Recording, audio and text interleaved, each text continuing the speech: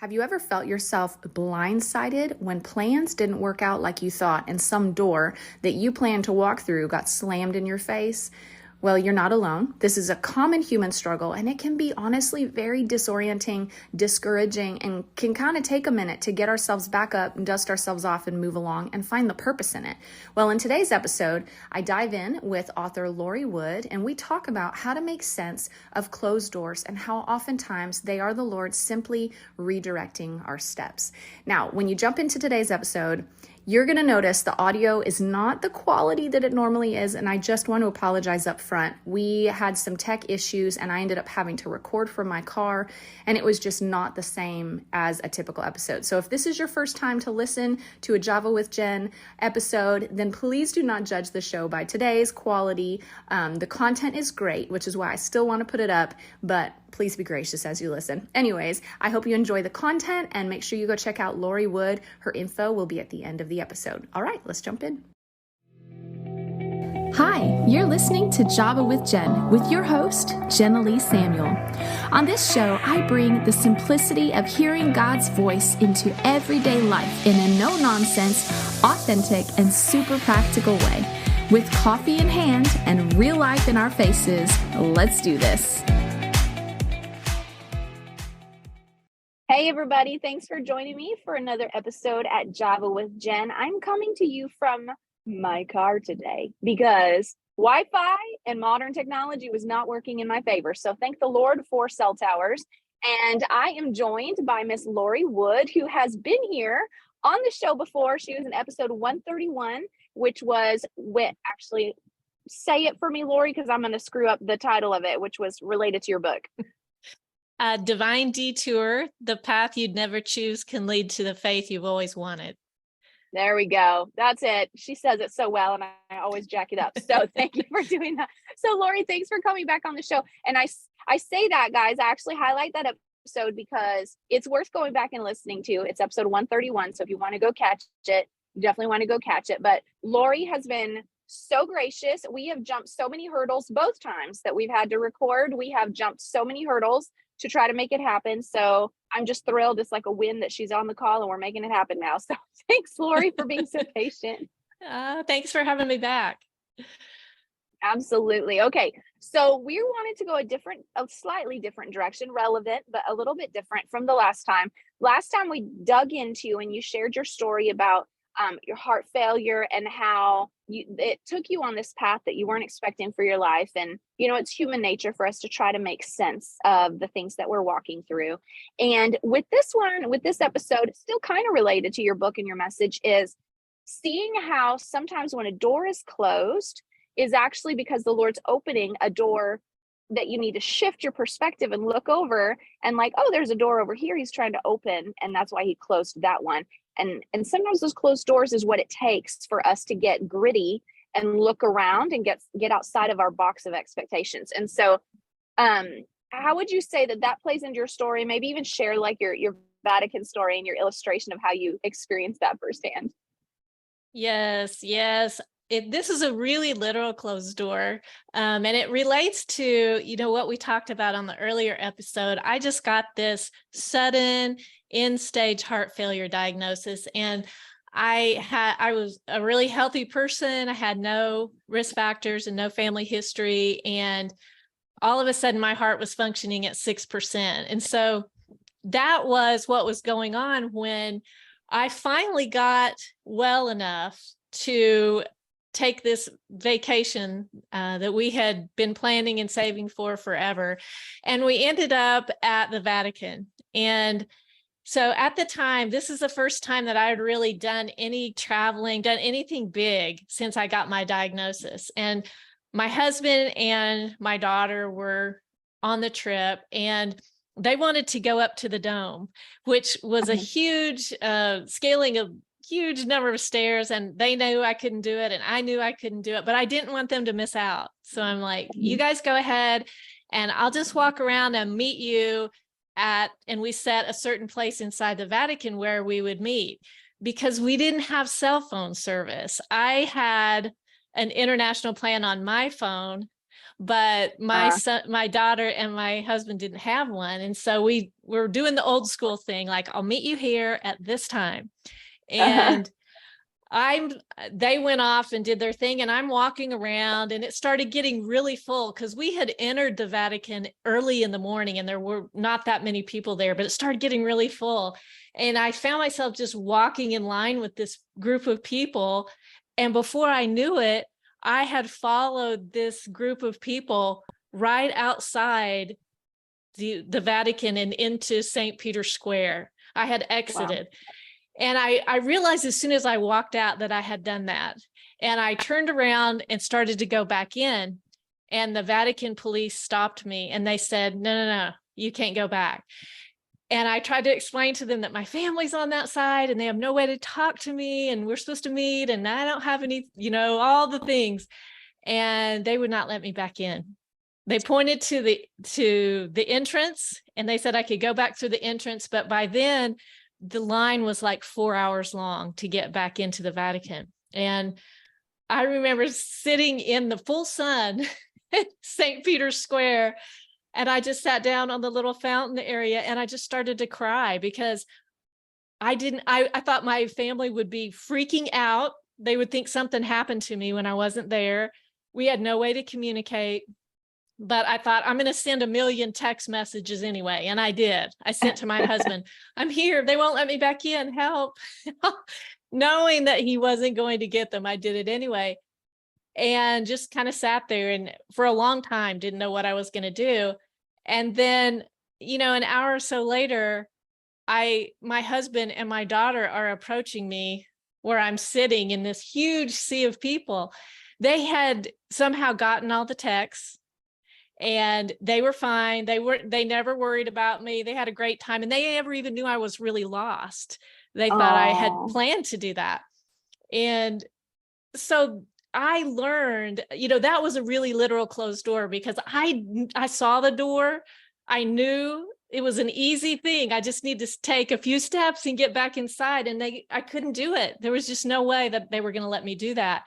And I learned from that really literal closed door was that I could be by myself and I could survive. I had never done that since this chronic progressive disease diagnosis that I had.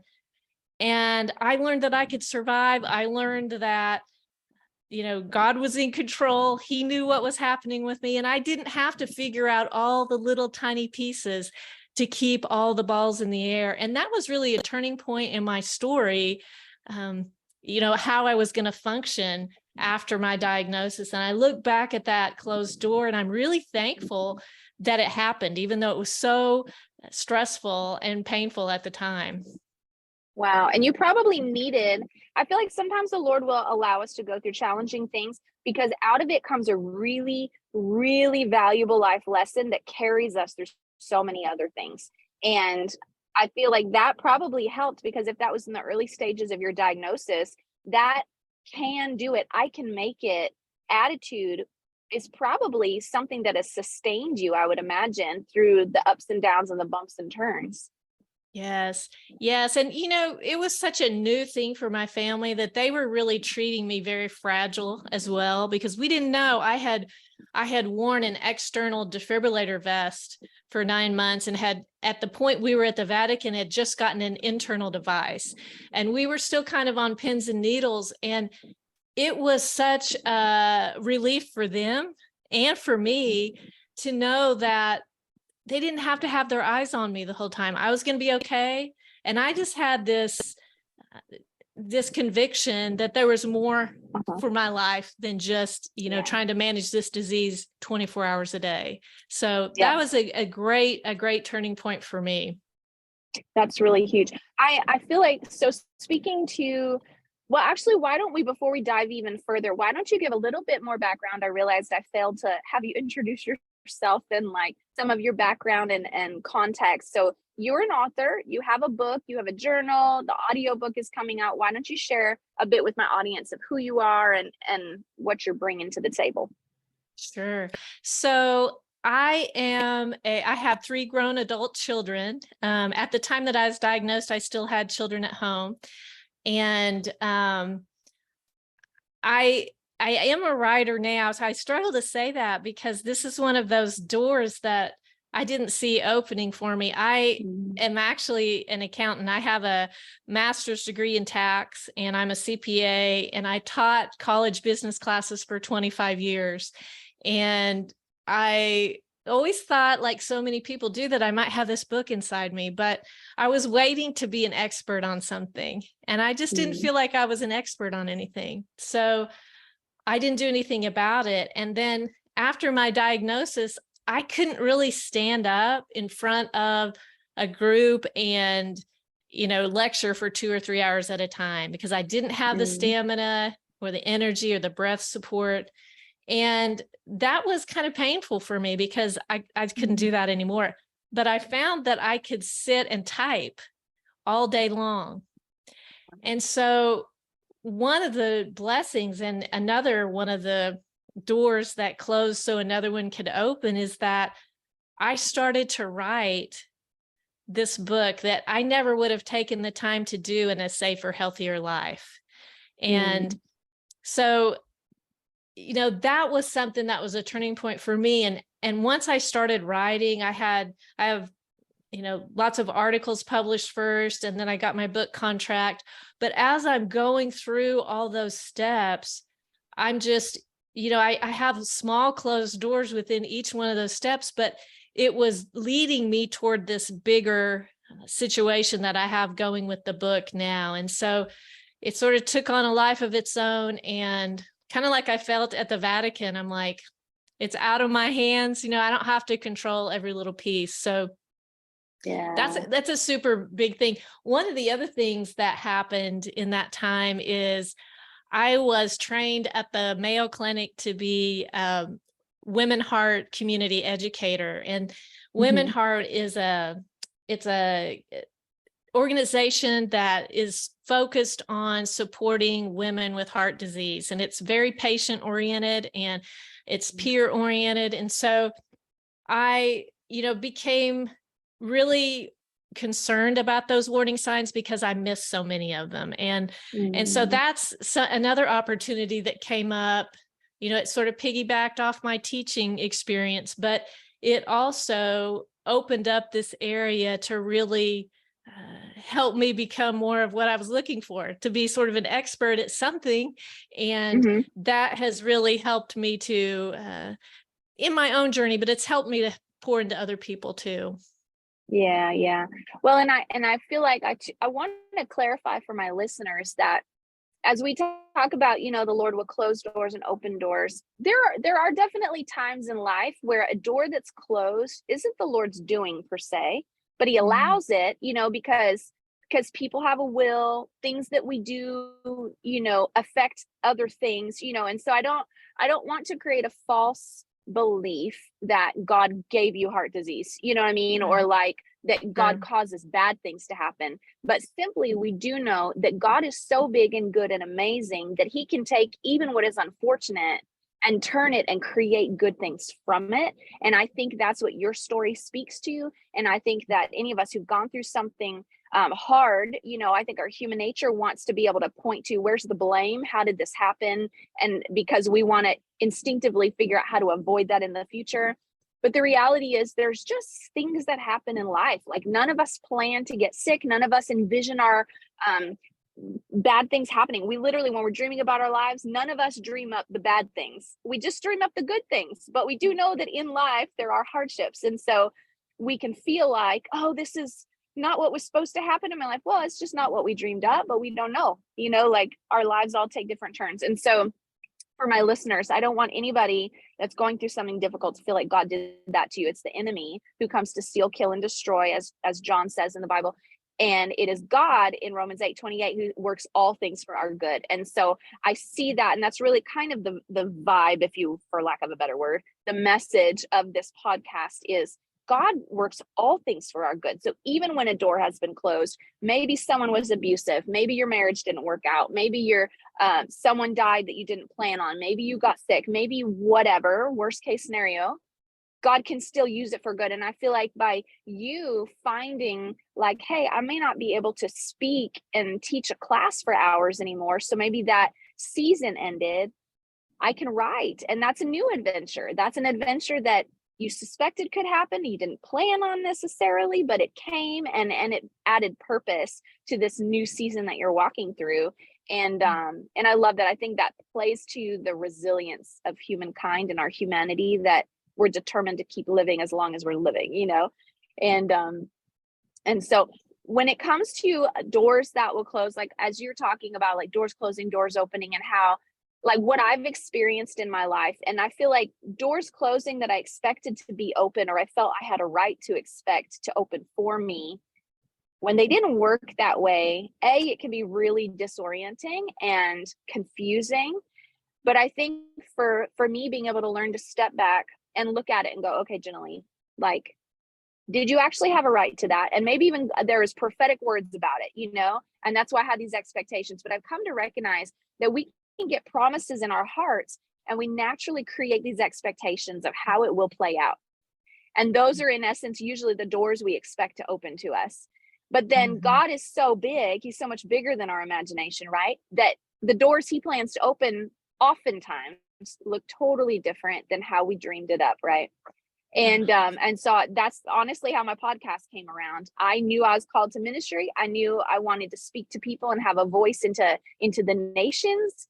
And the door never came open for me, even being a pastor's wife, to preach or to minister like was in my heart. And so in my determination, after I went through the gamut of discouragement and feeling stuck, I woke up and was like, you know what? I'm going to steward my gifts regardless who is around me and what cultures may be at play and what rules may be at play and what unspoken things.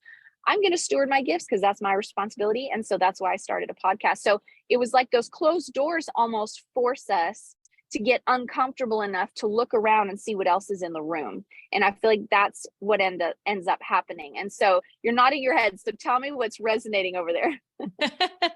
I so agree. I think sometimes God has more for us than this expected route, this expected life that we dream up for ourselves. But, you as human beings, when we get to that threshold of that closed door, it's really where our faith is tested, because we, like you said, we feel sort of entitled sometimes that maybe we had this deal with God. I'm doing what I'm supposed to be doing, and then I'm interpreting your promises to mean this in my life.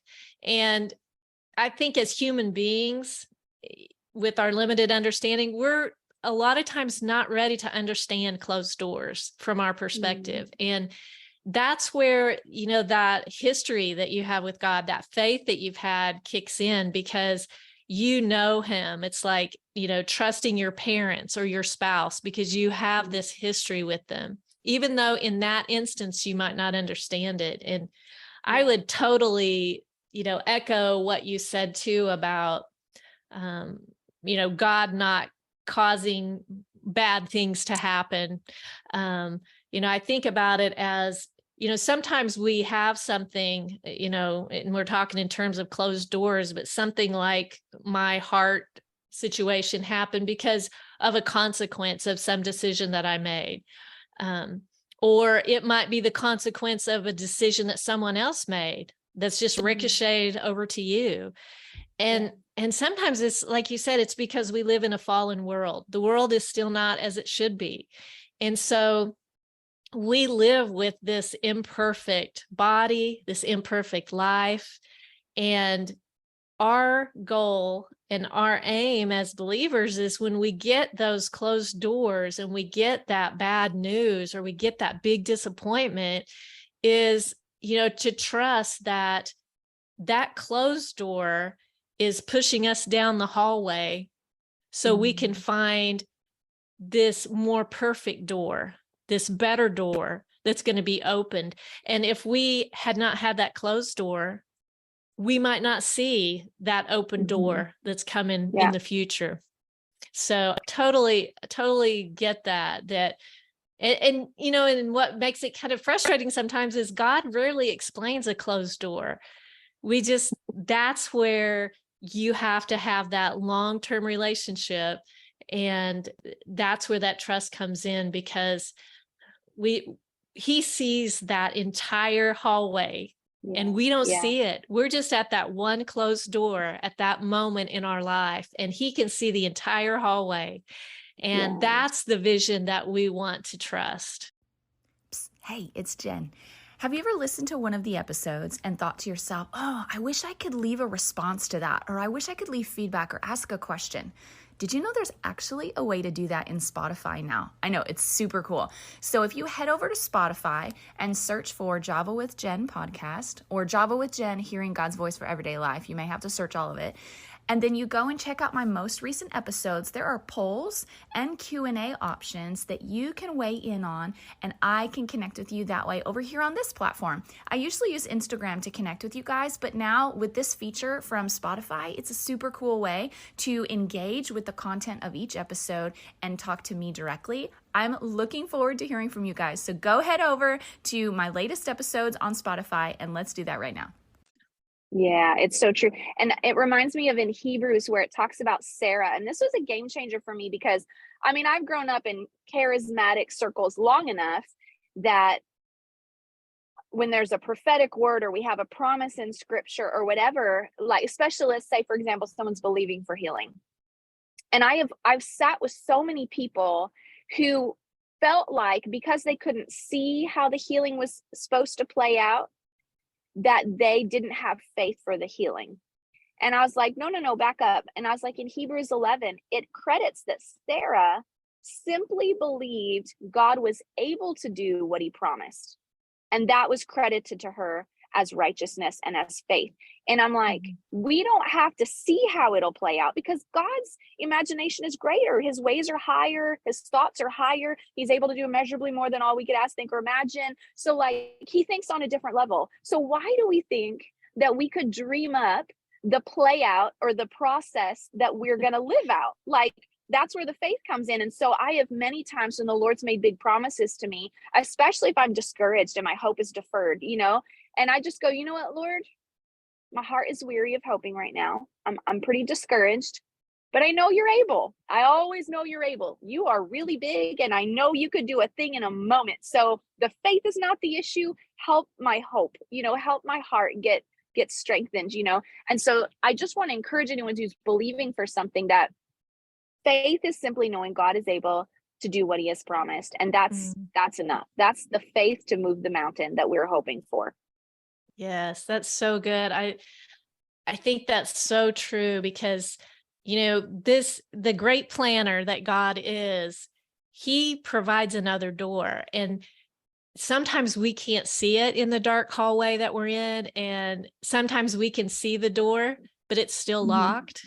And sometimes we haven't even imagined that there might be another door. And so just by believing that God's able to provide that door, that he has a plan and that we're just not in this free fall mode through life, I think is just huge in opening up, you know, what he has for us. And because I think we've all tried to engineer and micromanage our own lives and have that not work out so great, you know, whether that might be with a relationship you really wanted to work out or a job you really wanted. And sometimes we can look back and go, whew, glad he closed that door. That's great. So we have to maintain that hope because of the fact that he is the great planner. And that hope is what, you know, is righteousness. So true. I love that verse. Yeah. And not getting ourselves hung up. I know someone had illustrated this for me years ago, which really, really helped. Where she was like, okay, let's say this line right here is where your expectations of how things will play out lives. And then down here, 6 inches lower, is the line where reality lives. Well, everything in that space in between is the amount of your frustration that you experience or your discouragement because your reality isn't living up to your expectation. So whenever I'm experiencing frustration in a situation or feeling like I can't make sense of it or whatever, I ask myself, okay, Jenny, is this an issue of things are actually wrong? Or is it just not what you expected? And then being able to kind of get self-aware in that moment of like, where were my expectations and why were those my expectations? Did I have a right to have those expectations? Did God actually say that? Or did he just promise this outcome and I need to trust him with the journey, you know? And so Mhm. that actually helped me a lot in processing my own challenging emotions when walking through or walking past a closed door and hadn't found the open door yet. That helped a whole lot.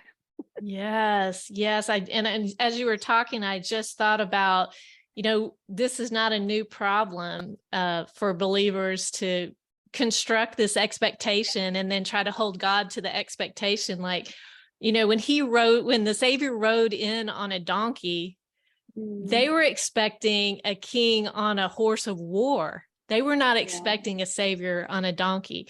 And that to me tells you that he has a plan. He's going to go with that plan. And what our job is to reorient instead of trying to force the things that we think he's saying and trying to reduce that frustration, is just to try to, I think the way to shrink that area of frustration is to turn that over to him and say, sometimes I don't get it, God. I don't know. Recently, since our last interview, my heart function has dropped twice. And, I think, I don't get that, God. I'm telling your story, I'm doing all the things, but by saying, I don't get it, but I get you. I understand your heart and I understand that you're for me.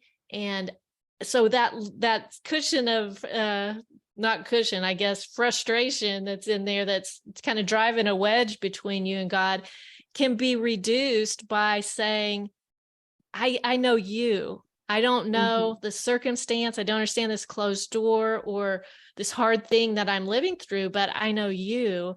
And that requires us to really lean into the nature of God in those hard Yeah. times. That's so good. And I love to, you had kind of alluded to this in the past about how, or earlier about how you have to also lean into your history with God.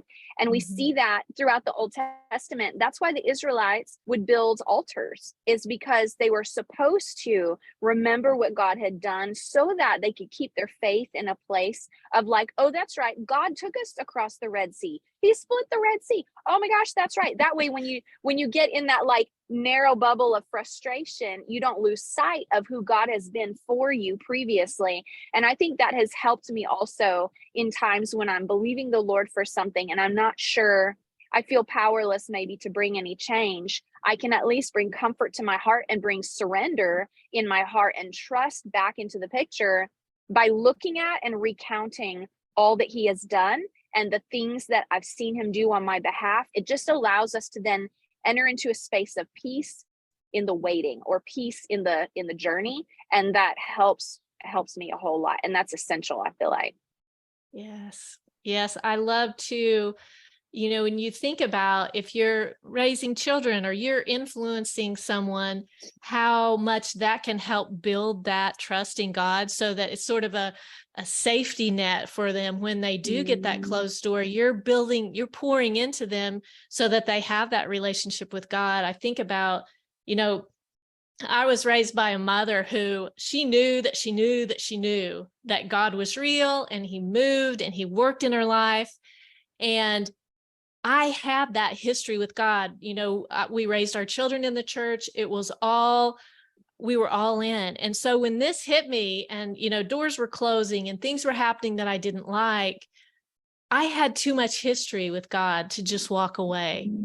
And so if you're building up that foundation for yourself, we're all going to get this closed door or this detour or this no from God sometime. And so the way that we can be prepared for that is to build up that relationship that you have with him, because it was really tempting. Even with all the years that I had believed, it was tempting to just go, I don't know, this isn't working out. But I just had that knowing that there was something in me. I couldn't walk away from this God. And I think that's something that we can do for other people to help them in their hard times.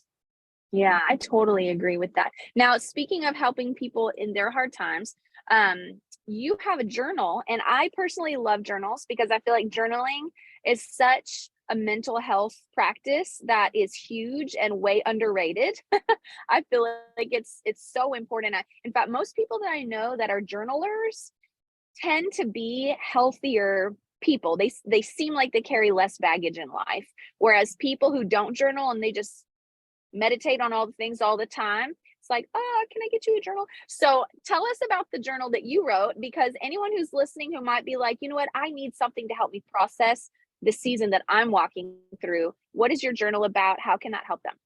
Yes. So it is a companion journal to my book. And the book is 40 essays. And so they're all standalone essays that really dig into an aspect of God's nature and how that plays out in our life today. So the journal is looking at each one and examining it from, has something like this happened to you? What questions did that bring up to God? What would it feel like if you knew this truth about God? Would that change how you've processed what's happened to you? And so it goes through each one and gives room for the person to not only read, my essay and what happened in the questions it brought up, but really to put it into their life and make it relevant for what they're going through. And I think I'm like you, this whole thing started for me because someone dropped off a blank notebook in my hospital room. And I think she thought, you'll write down, medications or doctor notes or something. And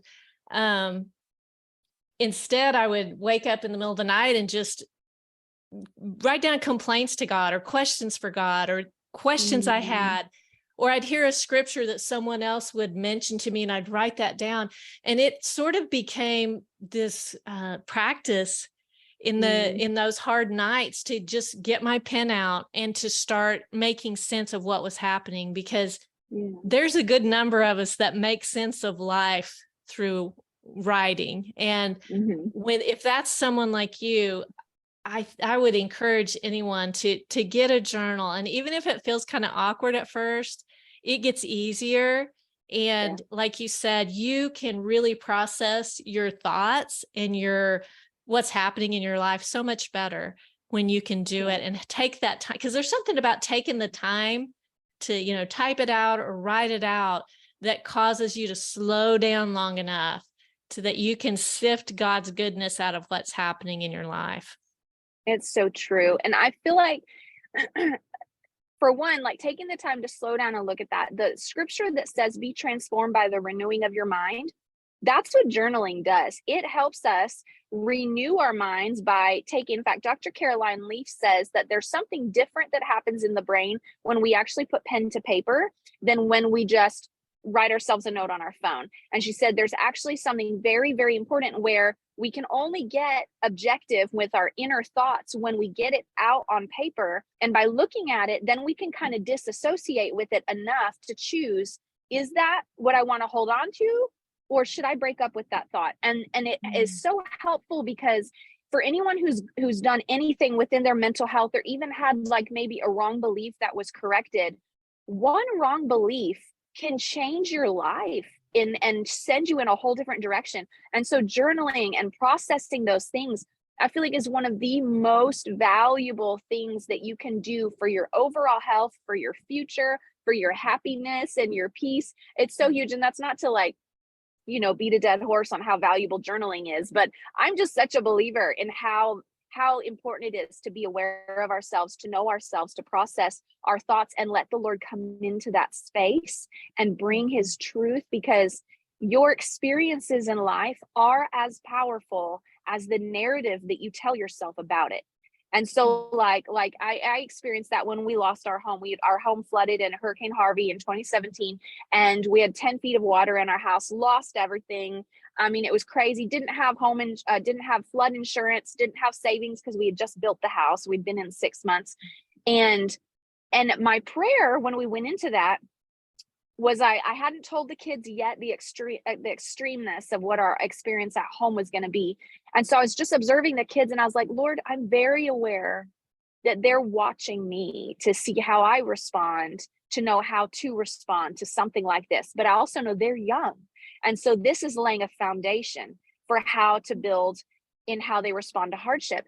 And so I was like, Lord, how do I protect their hearts as much as possible from the trauma of this? And the Lord spoke to me, and he reminded me of Bill Johnson's words, where he says, I stay encouraged by looking to see what God is doing. And so that echoed in my head throughout the process. Every time I'd find out, like, oh, now it's 3 feet in the house. No, it's 6 feet. No, it's 10 feet. Like, your whole bottom floor is gone, you know? And so when I finally shared with the kids, we allowed them to process. I encouraged them to journal. I encouraged them to draw. If they didn't know how to journal, I told them, well, just draw a picture of how you're feeling or whatever. They were much younger then. And, but then I would point their eyes back to what the Lord was doing. This person gave us new bikes. This person did this. This person did this. God provided here. God provided there. I prayed this and God answered with this. And so I was constantly highlighting what God had done. So at the end of the year, at New Year's, we were thinking over the year, and I asked the boys, I said, guys, you guys have been through a difficult year this year. And I said, what was your favorite part of 2017? Was it your birthday? Was it spring break? What was it?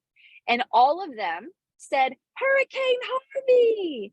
And I was like, wait, what? I was like, why was Hurricane Harvey your favorite? You guys lost all your toys and clothes and everything. And they were like, Mom, because God provided everything back, and we got new toys and new bikes and new beds and new this and new that. They were like, it was awesome. And I was like, oh my gosh. So in that moment, I realized God gave me a tool to help protect their heart, because I helped guide the narrative of what they were telling themselves about the whole experience. And it was cloaked in gratitude. It was cloaked in looking at the Lord and trusting the Lord. And so back to the journaling, that's what journaling does. It helps us to rewrite the narrative to be something that's going to build our heart and build our faith. And so anyways, there's the longest sales pitch for your journals ever. No, I love it. And as you were talking about it, I also thought, something else I love about journals is it sort of is a time capsule, because, one of Satan's biggest weapons is causing us to forget. We can forget how sick we were, or we can forget that the hurricane was really that bad and that God brought you through. But when we're writing it down in a journal, we can go back and look at that. And, that was something my husband said. He said, we should be writing all this down when everything was terrible. And I didn't want to, but I did. And because of that, bits and pieces of that ended up in my book, because I wanted to share how really bad it was and how far we had come. And so it allows you to have a record, because I forget, if I'm just relying on myself to remember the number of times God has been there for me, it's going to be pitiful, even though I know he has. So, but if I can write it down and go back, that's huge. And other people, like you said, your children have it then. Yeah, it's so true. So if people wanted your journal or your book, and now you said that your audiobook is going to be available very soon, right? Do you know when that comes out? Yes, it should come out probably in September, end of September. So okay, perfect. Yeah, I'm an audiobooker, so I love that. Yes. So how can they find all your stuff? Do you have a website we can point them to? Yes, all the links for the book and the companion journal and the ebook and the audiobook will be at my website, which is loriannwood.com, and it's just /books. So loriannwood.com/books. And if people want to see a trailer more about what the book is about, they can find that there, and all kinds of links to buy. So some other freebies on my website. If people find them useful, that would be great too. Okay, awesome. Well, I will put your link in the show notes. If anybody wants to connect with that or connect with you, then they can go to that in the show notes. So, Lori, thanks for sharing your story again and just kind of building the faith of my listeners through your testimony. Oh, thank you. This has been so great to connect with you again. Thanks for what you're doing. It's great work. Absolutely. Well, you guys, thanks so much for joining me for another episode here at Java with Jen. I hope it's been a good one for you. And if you would, if this has encouraged you at all, go and share it with somebody that you feel like could use a little encouragement. They don't have to be going through something horrible. They could just be needing a little boost in their day. So send this episode out to a couple of people and make sure you're following me at Java with Jen on Instagram. It's a great way for me to stay in touch with y'all, and I'll share with you guys about new episodes and new guests and new things coming up over there. So make sure you're following on Instagram and are subscribed wherever you listen to your podcast so you don't miss another episode. All right, we will see you guys next week. Thanks for joining me. Bye. Thanks so much for tuning in to today's show. Listen, let's stay connected. Come follow me on Instagram at Java with Jen, where you can follow the latest and say hey. It's a really great way to stay in touch. Many of you have also asked how you can support the show. You can make donations through the Anchor app or on Patreon, or of course by sharing, rating, and reviewing on social media and iTunes as well. Your heartfelt feedback always reminds me why I do this. Also, don't miss our merch store where you can get super cool Java with Jen swag and coffee. Find it at javawithjenmerch.com. Until next time, remember, hearing God's voice is simple, and He wants to be a part of your everyday life. See you next week.